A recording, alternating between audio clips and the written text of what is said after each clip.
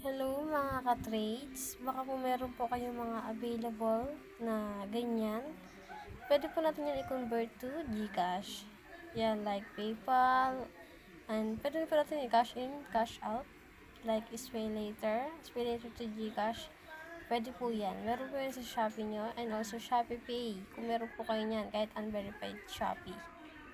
And also, Paymaya. Kung unverified Maya, ang gusto nyo ilabas, and send to GCash, meron po. And also, GrabPay na hindi malabas. And meron din po kaming Skrill na pwede i-cash out or i-cash in. Like, and also Pay Owner. Yan, meron din po tayo niyan. Basta PM lang po. PM lang. And Binance, meron din po kami niyan. Pwede din po kami, yan. Plus Pay Later, yan. Pwede po natin i-convert yan to GCash, yung mga giro nyo. And also, unverified GCash, pwede po natin yung i-convert yan to GCash also, verified. And G-credit. And credit card, yan pa rin po.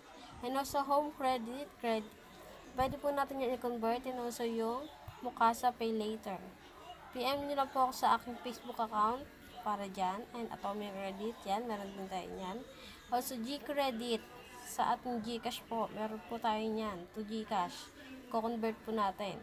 Ang G-Games, kung meron po kung mga may par G-loan, ganyan, is pay later, yan.